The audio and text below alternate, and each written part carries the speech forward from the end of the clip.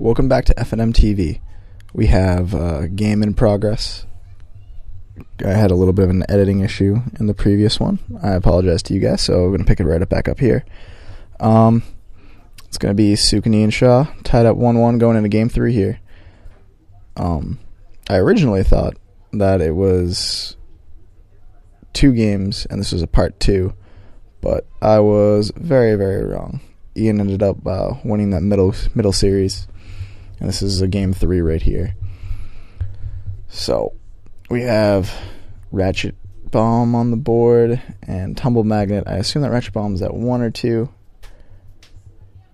And there's a Batter Skull, which is really of no consequence because he has a Tumble Magnet on the board at this point. Souk looking at a commanding position at the moment, at least just at the moment.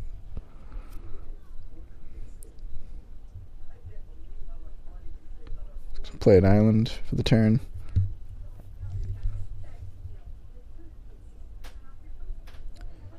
Tap over 6, bring out his Frosty, and keep that baby tapped down. And Frosty the Snowman is on the board, keeping people tapped.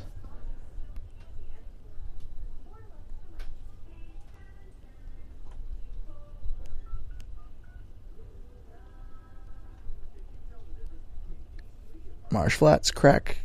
Look for that sweet, sweet plains. Maybe gets Glacial Fortresses if he has any in hand on the board without being tapped. Pretty key.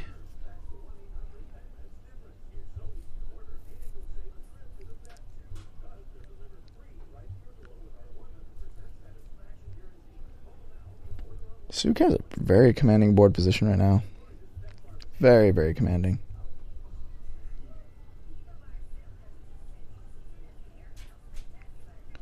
Frost Titan is all kinds of angry.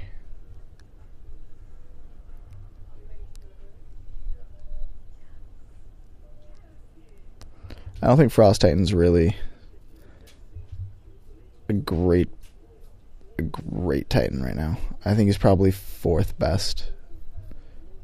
But that's even debatable, because the other guys, Inferno and the rest, see more play in their respective decks. I think, though, he's probably a little bit better than Inferno. I think he's on par with Primeval after Valakut rotates. But he himself is a Titan Slayer, keeping them at bay.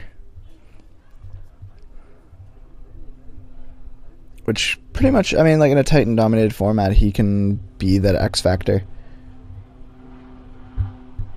Basilisk Collar rotates, nothing to really give him Death Touch, unless you're talking about the new Cultist or whatever they had printed in M12. They have like this cycle that gives like lifelink, haste, and all this fun stuff through these like humanoid wizards. The black one actually gives Death Touch, so you can give Inferno Death Touch and shoot for 3, clear boards out with a black-red build. So Frosty goes in, or entering the battlefield. Into the Royal, pay 2 extra.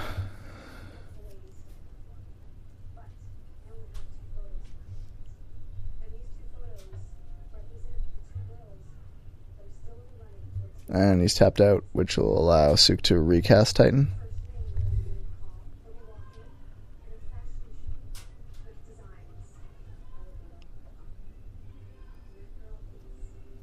When there's no reason to not recast it, you're going to do everything that you need to do anyway. Yeah, just bring it back out.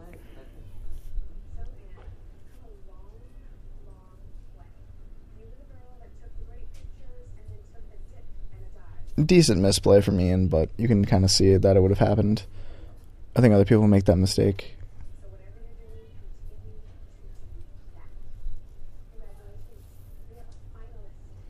Yeah, he's just going to crack that Ratchet Bomb, take that Stoneforge out.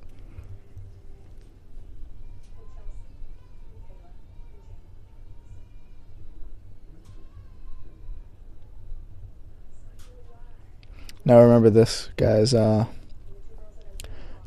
you're using tap effects and stuff, and you're declaring, oh, tap down the Batter Skull, be very clear that you're tapping down the Germ token and not the Batter Skull. Because you're tapping down the Batter Skull, it does nothing. The Germ token is still free to attack.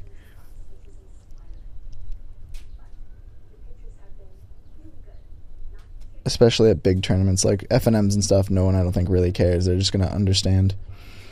But big tournaments, they can literally call a judge over and like, what was your exact wording? Oh, I said tap down the Batter Skull. Tapping down the Batter Skull does not tap down the Germ token. The Germ token still is free to attack. So just be very clear with that, guys.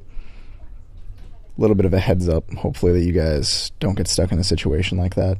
I don't want my viewers to make misplays. So, Frosty's swinging on in, being that snowman, and keeping it tapped down. Just complete lockdown.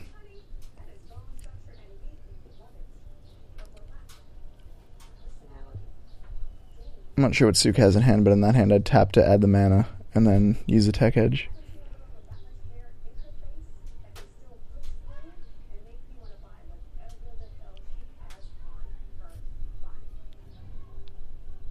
Which I think is what Souk's trying to do. Or not, he just lets it happen. That's cool.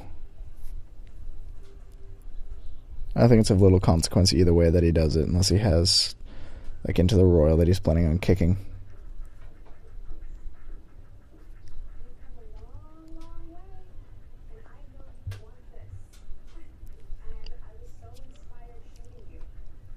Two Batter Skulls is normally just like a beating, but Souk is making it look easy here.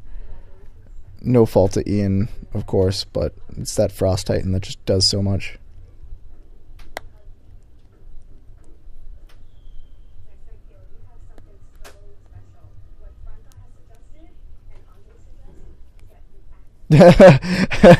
Ian already knew what was going to happen and took the initiative. Do it for Souk.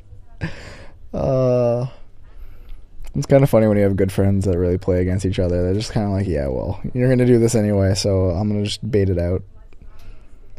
It's all in good fun.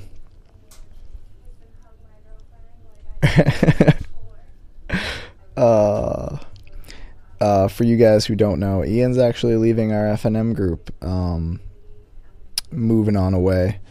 We wish him the best wherever he ends up. You were great to have at the FNM, Ian, if you're watching this. Don't be a stranger. Come on by. You know, we'll be around. We always are. And it's sad to see you go, but hey, that's where life takes you. So, from FNM TV and from myself as your friend, bud, best of luck out there. So, in light of that, this game continues to fight on. Got two Batter Skulls out there, one equipped with a Sword of Feast and Famine. Souk's going to tap down one Batter Skull. Souk got 3 cards in hand. Ian looks to have about 2, maybe a third, judging by the card movement.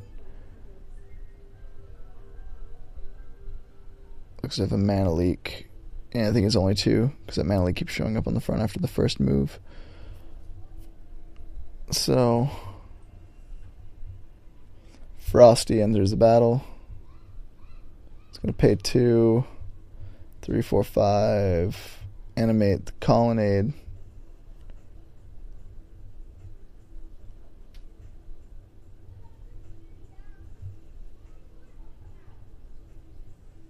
I don't know if that's a smart play, so if you're going to use Telemagnet tap down that, I think you just kill the land or you Tech Edge it in response to before the block. I'm pretty sure you just Tech Edge it in response to the animation. Smart play.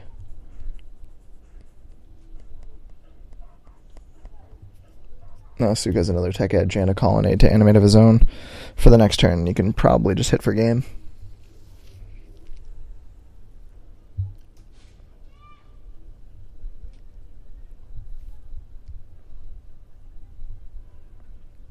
So this is game 3, guys. 1-1 to both of these gentlemen. Ian Shaw piloting Cawblade, and Souk piloting Venser Tapout. Frost Titan doing all kinds of ridiculous work in this game. Just, well, showing why Frost Titan can still be relevant in this format, and relevant as a powerful Titan in his own right. Especially in a Venser deck where you just get to constantly just like blink him, bring him back in, tap stuff down for 2 turns. And it'll be interesting to see what changes Souk can make to his deck with M12, now with Frost Breath being printed. Being able to tap down 2 target creatures for 2 turns. I'm not sure if the Titans are getting their own spells as a cycle, but at least Frost Titan has. And yeah, it's pretty brutal.